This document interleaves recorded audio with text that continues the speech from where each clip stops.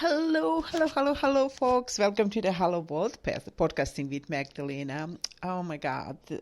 Okay, this is my first podcasting in 2020. So let me first wish you an amazing Happy New Year. I hope you had a great way of, stepping into 2020, which has unbelievable, incredible promises, but also challenges. And let's kind of just say goodbye to 2019 for whatever it was. But, let's be thankful and for all those lessons what we had, and also maybe for the good times. So, how are you doing, folks? Well, listen, welcome. Wherever you are listening around the globe. And I just wanted to welcome you. And for those who are new, I just want to let you know my podcasting is about personal mastery, trying to figure out, and I understand what's really going on, who we are, and in the process, try to master ourselves. And for that, I also like to use astrology as a GPS, as I call it, to give us some idea, what to look forward. And sometimes it's very interesting, actually, you can look backwards, what really happened. And this is exactly what I was trying to net together for today podcasting. So, as I always like to ask, it's like, so what does that all mean for us? And before I go into the podcasting, I just wanted to kind of check the planets right now. And right now we have, because this will be actually direct broadcasting. Oh, I'm actually right now taping it and then put immediately on my platform. So, Sun is in Capricorn, folks. The Moon is in Taurus. Mercury is in Capricorn. Venus is in Aquarius. And Mars just moved in the fiery Sagittarius. Interesting. Jupiter's in Capricorn. Saturn is in Capricorn. Uranus is in Taurus retrograde. Neptune, about hopes and wishes, is still in Pisces. Pluto is in Capricorn, Chiron is in Aries, true North Node, and this is something that I wanted to connect also with the May 2000 alignment, the North Node in Cancer, which was actually also 20 years ago. And the Lilith is retrograde in Pisces. So, okay. I'm sure many of you are actually aware about this huge constellation that we are actually facing on January 12th. And, I was kind of thinking that I would kind of like to link actually this constellation, what we are, this epic point in the history. I would actually like to connect with the alignment in May 2000. In 2000, it's kind of amazing that we are already, 20 years later, dealing with very similar energies. And for those who you remember, on May, I think the 7th or the 10th, don't ask me right now anymore the right date, but around, I think May 7th, because I was on the highway driving the U-Haul because I was moving. And that day, it was so unbelievable. And we had, at that time, we had 7 planets in the Taurus sign. And we've been talking about actually, the Taurus energy, that is a personal planet. It's about our own security, land, money, and, food and agriculture and all this stuff, But on the other side, we have to deal here with the Taurus to voice ourselves, because Taurus energy is actually related to the throat chakra and voicing ourselves. So, and I didn't kind of connect these two until maybe in the last 2 months. And I started to kind of feel more into that. And I said, wait a minute, this is just a next layer that we are facing right now in January. And what was amazing to me also, that because it's a earth sign, folks, that's how I was trying to kind of mention that. I'm sure for those who are listening to me, I've been talking about, about the elements, the fire sign, water sign, earth sign, and air sign. And Taurus, Virgo, and Capricorn are triangle of the earth element. And Taurus is the lower octave of that earth energy, and the Capricorn is the higher octave. And at the time in 2007, we had actually Saturn in Taurus, okay? And today, or this constellation in January, what we will have, it will be, the Saturn will be actually in the Capricorn energy.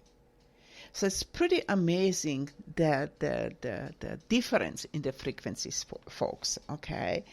And what is also important to mention here, in 2000, the Saturn was in Taurus, where the Saturn was trying to kind of dampen us, okay? Saturn is teaching us lessons in more or less for the physical manifestation or in the physical form, or to overcome the limitations of that energy, okay?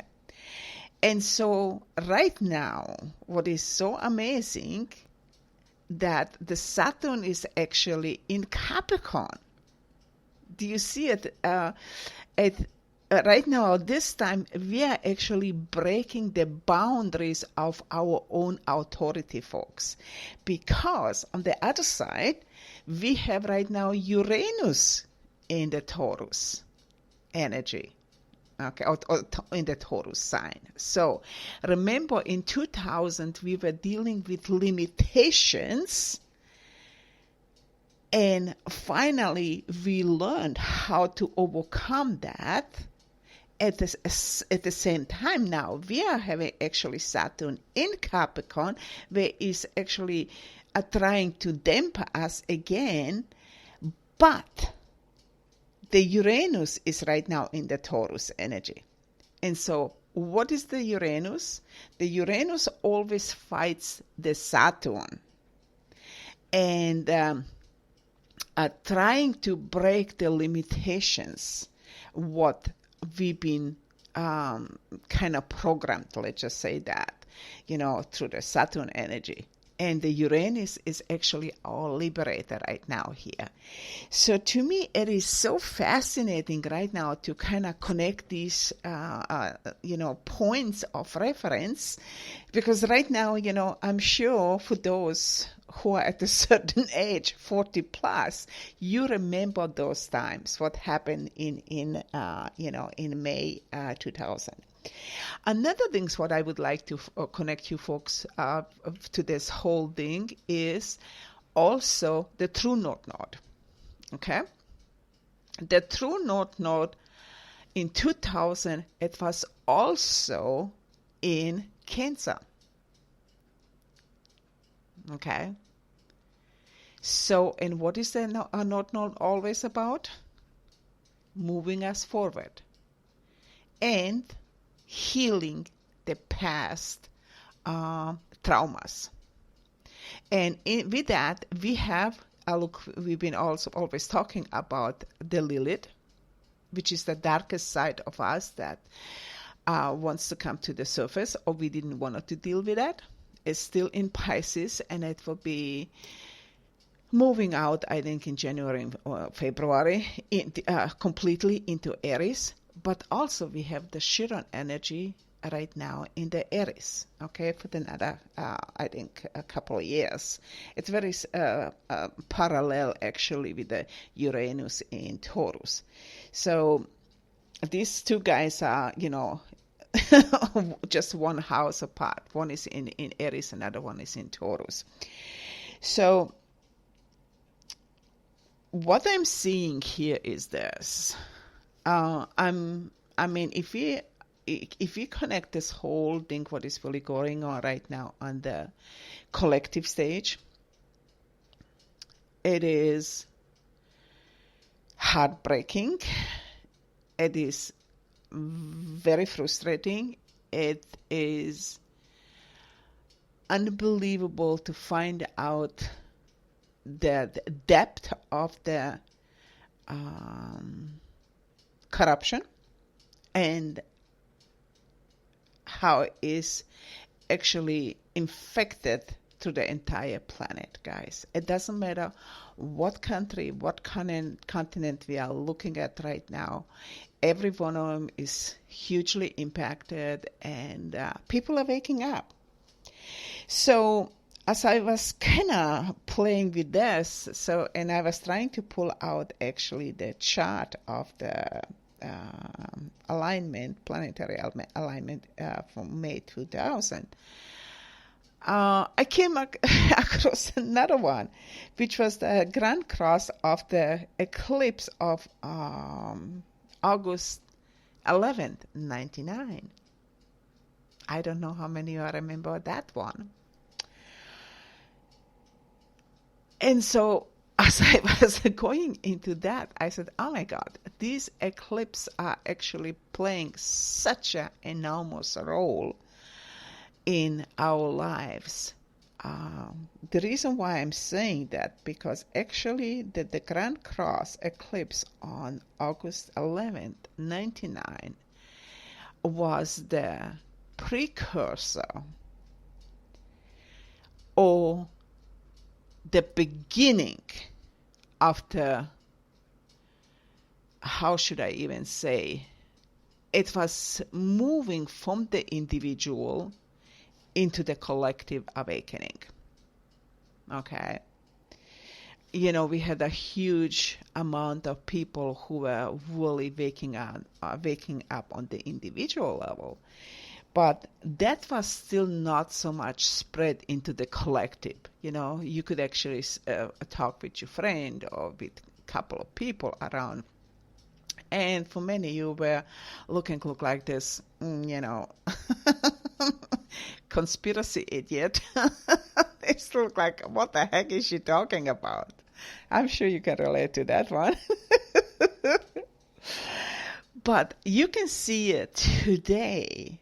The entire web or the internet web is loaded with whole new information. People are posting left and right. People are becoming this web information field for the people. And yes, we are dealing with this unbelievable challenge between the mainstream media that is still refusing to kind of bring the true news, and then you have this, free alternative media that it's made of people look like you and me, who are actually helping each other, and share the information. So, and as I was actually looking, around the last 2 weeks, what's really going on in Australia, it was so devastating to me that, how many lives, how much nature is getting destroyed, and how many animals are getting destroyed. And there's still not an outcry on a much bigger level.